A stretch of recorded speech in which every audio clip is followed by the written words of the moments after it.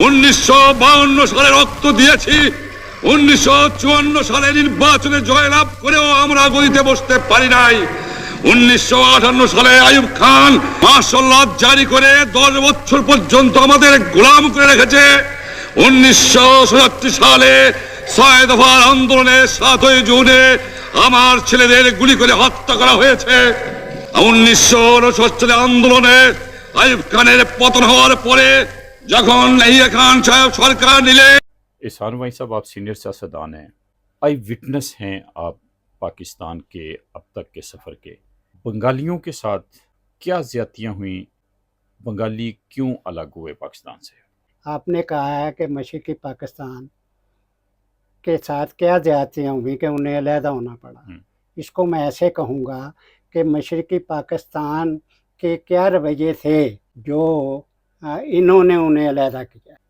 मगरबी पाकिस्तान वालों ने, मियाँ साहब, वो आप अलहदा नहीं हुए।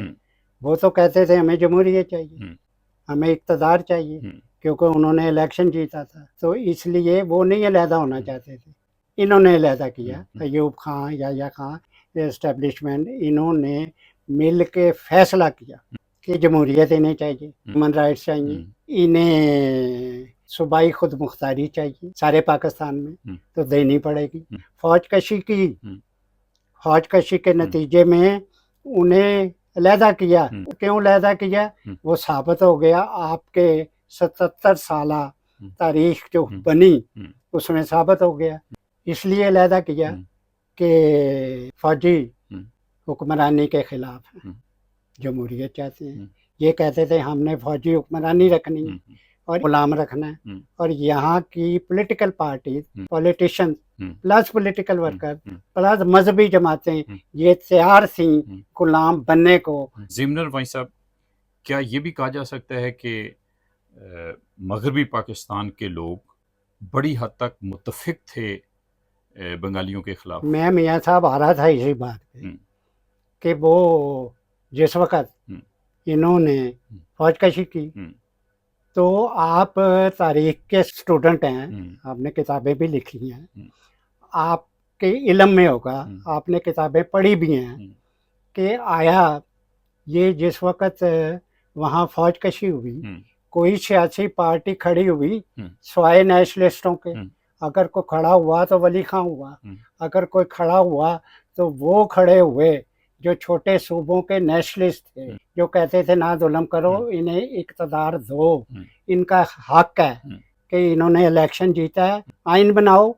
ये आइन भी नहीं बनाना चाहते थे ना जी, आइन बनाओ, उनको इक़्तिदार दो, कहीं मुल्क नहीं लेकर चले जाएंगे। लेकिन इन्होंने अलहदा करना था, किया, और वही general Ayub Khan, general Yahya Khan, general Zia, general Pervez Musharraf सारे 11-11, 10-10 साल हुकूमत करते रहे। मैं ये कह रहा हूँ आपको कि इन्होंने मगरबी पाकिस्तान के पॉलिटिकल लोगों ने, मजहबी लोगों ने, मजहबी पार्टियों ने, सियासी पार्टियों ने फौज कशी को सपोर्ट किया। आपने कहा कि जो नेशनलिस्ट थे उन्होंने उस वक़्त आवाज़ उठाई मशरक़ी पाकिस्तानियों या बंगालियों के हक़ में, और ये कहा कि इक़्तिदार भी दे दिया जाए उनको। लेकिन इस बात से तो आप इत्फाक करते हैं कि मगरबी पाकिस्तान में जो नेशनलिस्ट थे उनके साथ कोई अवाम की बड़ी तादाद नहीं थी, वो बहुत महदूद लोग थे। मियाँ साहब, आप दुरुस्त कह रहे हैं कि इस वजह से वो नेशनलिस्ट कोई मूवमेंट नहीं चला सके स्वाय अपील करने की कि भाई ना करो ये काम।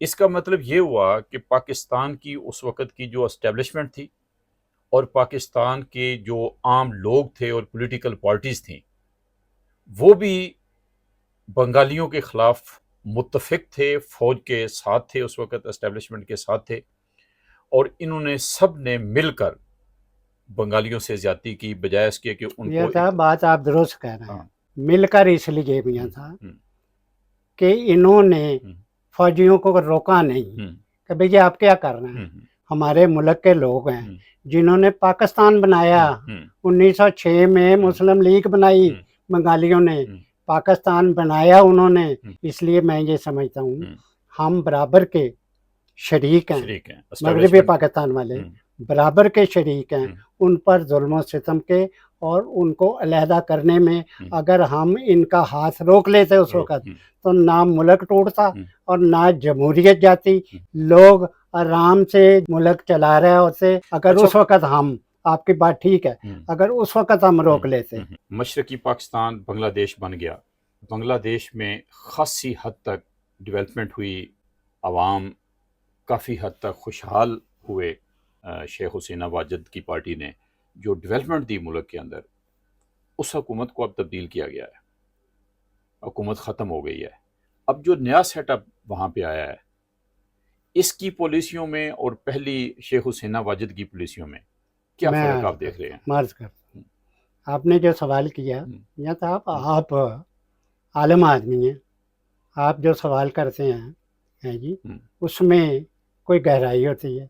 मशरक़ी पाकिस्तान जब अलहदा हुआ तो वहाँ पर उनके हिस्से में जितनी फ़ौज आई, बहुत थोड़ी फ़ौज आई, लेकिन वो सारी फ़ौज जो थी वो ट्रेंड थी मगरबी पाकिस्तान की फ़ौज के, यहाँ के जर्नलों के। वहाँ पर भी मार्शल लाएँ लगी हैं जी, मार्शल लाएँ लगी, वहाँ मिलिट्री हुकूमत करती रही। उन्होंने जो जमहूरियत के लिए लड़े थे उन पे बड़े जुल्म किए। तो उसके बाद ये हसीना वाजिद, ये बेटी थी शेख मुजीबुर रहमान की, ये उस वक़्त जब शेख मुजीबुर रहमान को इन्होंने मर्डर किया, फ़ौज ने, वहाँ की फ़ौज नहीं थी, ये इनसे ट्रेंड हुई। जब उसे कत्ल किया उस वक़्त हसीना वाजिद जर्मनी में थी, इसलिए बच गई। खाली मुजीब को कत्ल नहीं किया, उसकी सारी की सारी फैमिली को कत्ल कर दिया था कि 2 बहनें जर्मनी में थी। ये फिर ये आई, इसने फिर अवामी लीग को मुनज़्ज़म किया और वहाँ मूवमेंट चलाई कि जी यहाँ पर इलेक्शन कराओ। ये बहुत बड़ा क्रेडिट है हसीना वाजिद का मियां साहब, इसने मूवमेंट चलाई कि भाई हमें जमहूरियत चाहिए। अवामी लीग को इसने ऑर्गेनाइज किया और उसके नतीजे में इसने इलेक्शन करवाए और उस इलेक्शन फेयर इलेक्शन हुए। हसीना वाजिद उन इलेक्शनों को स्वीप कर गई जमहूरियत के नाते। फिर वहाँ पर वो 3 दफ़ा वज़ीर आज़म बनी और वज़ीर आज़म बनने के नतीजे में उसने इकनॉमिक डेवलपमेंट बेपनाह की। और एक मैं आपको बात बता दूँ, उनका और इनका फ़र्क ये रहा मगरबी पाकिस्तान के हुक्मरानों का और उसका, वो सेकुलर थी। ये मज़हब के नाम पर ये मुल्क चला रहे थे, वो सेकुलरिज़म की बुनियाद पे चला रही थी। उनकी स्टेट का कोई मज़हब नहीं था, हैं जी। उसने कहा भाई अपने अपने मज़हब रखो, ये तो आपके ज़ाती मामलात हैं। उसके नतीजे में तरक्की की। अब फिर मसला ये बना कि ये तो इसी चक्कर में रहती हैं मजहबी पार्टियां और यहाँ के मजहबी जर्नल कि भाई इन्हें किस तरह से ये जिस नाते ये मशरक़ी पाकिस्तान बना या सेकुलरिज्म ये तरक्की कर रहा है, ये इसको अंडू करना चाहते थे। इन्होंने अंडू किया।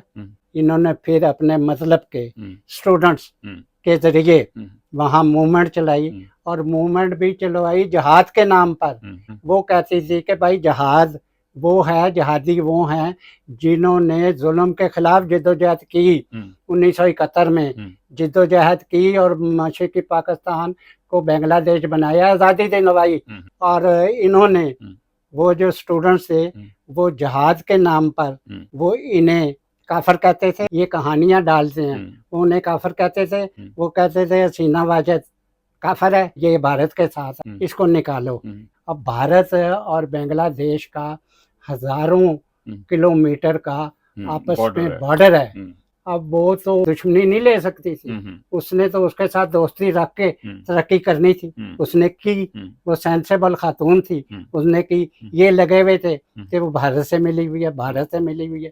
भाई यहाँ के जो सेंसेबल सेकुलर लोग हैं, मैं कहता हूँ कि भाई आप भारत के साथ दोस्ती करो, तिजारत करो, उससे आप डेवलपमेंट आपकी होगी, यहाँ पर तरक्की होगी।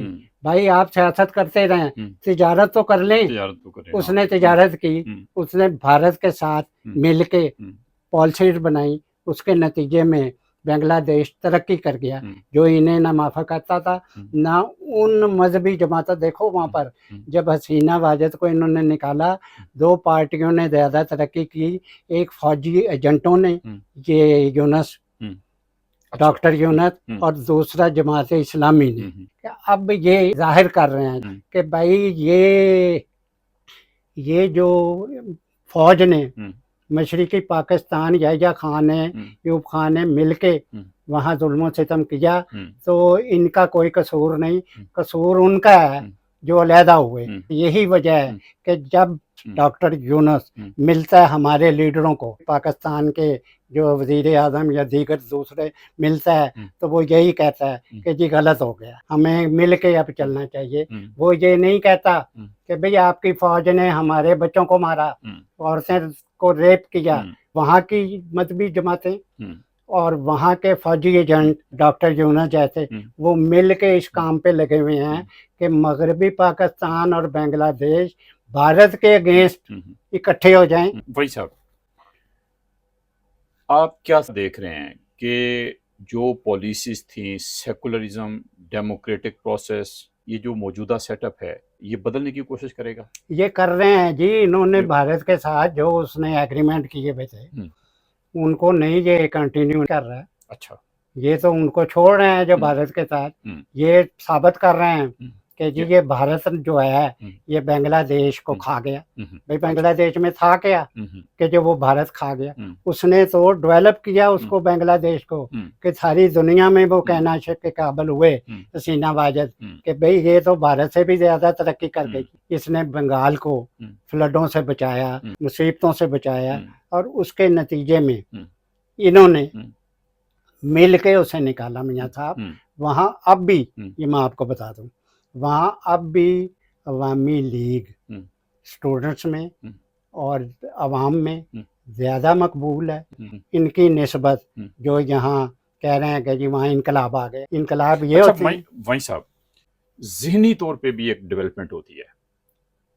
अगर लोगों का जहन डेमोक्रेटाइज होता है, एक प्रोसेस में वो ज़िंदगी गुजारते हैं, आज़ादियों को वो ऑब्जर्व करते हैं, तो उसके बाद आप नहीं समझते कि किसी भी अनडेमोक्रेटिक प्रोसेस के अंदर लोगों का चलना मुश्किल होता है?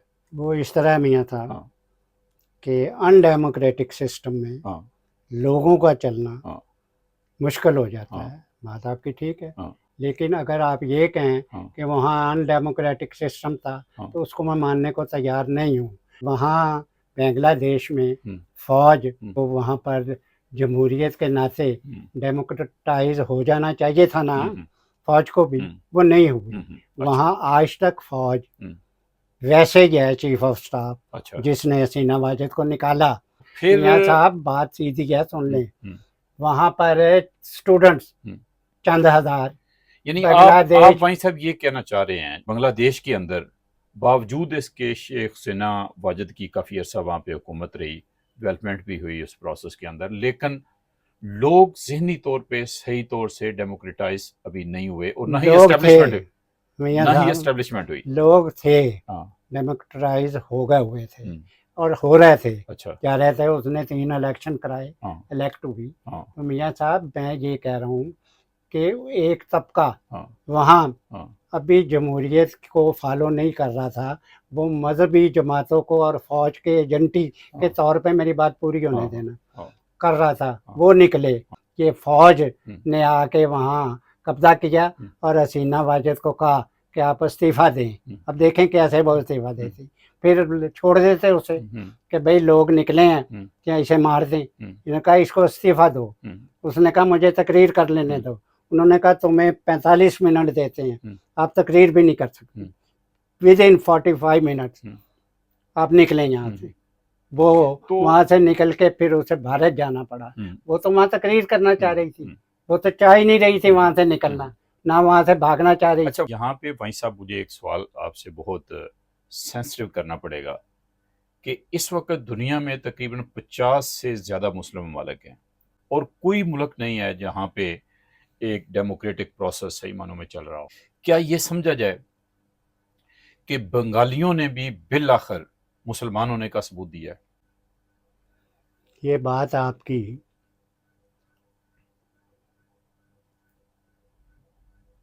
बात मैं इसको इस तरह नहीं करूँगा कि उन्होंने भी मुसलमान होने का सबूत दिया है, क्योंकि जितने मुस्लिम ममालिक हैं मियाँ साहब, 57 है। मैं नहीं कहता कि जी इन्होंने बात तो सुन ले। मैं सवाल को सामने लाना चाह रहा नहीं, था मैं कि ये कोई ऐसा इस्लामी मुल्क है जहां पे आप कहें कि डेमोक्रेटिक प्रोसेस सही तौर पे चल रहा है? मैं वही तो आपको बताने लगा हूँ। आपको मैं ये बता रहा हूँ कि ये जो 57 ममालिक है, हाँ, किसी में जमहूरियत नहीं है, नहीं है। सिवाय पाकिस्तान के जिसमें जमहूरियत की कोशिश हो रही है, और बांग्लादेश भी जमहूरियत के नाते वो प्रोसेस कर रहा था। बाकी तो ममालिक में कोशिश भी नहीं है। वहाँ फाशिज्म है, कहीं शहनशाहियत है, कहीं कुछ है, कहीं कुछ है। सिर्फ 2 मुल्क कोशिश कर रहे थे कि इस मुल्कों में जमहूरियत आ जाए। लेकिन पाकिस्तान में भी जमहूरियत नहीं है, आपने खुद भी कहा, और बांग्लादेश भी ठीक है कोशिश में था, लेकिन बांग्लादेश में भी जो डेमोक्रेटिक प्रोसेस था वो कट गया, खत्म हो गया इस वक्त। आप दुरुस्त कह रहे हैं।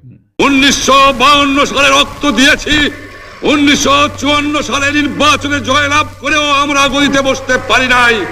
1958 সালে আইয়ুব খান মার্শাল ল জারি করে 10 বছর পর্যন্ত আমাদের গোলাম করে রেখেছে।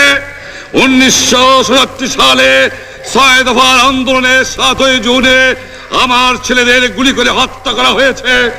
1969 সালে আন্দোলনে আইয়ুব খানের পতন হওয়ার পরে যখন ইয়াহিয়া খান সাহেব সরকার নিলে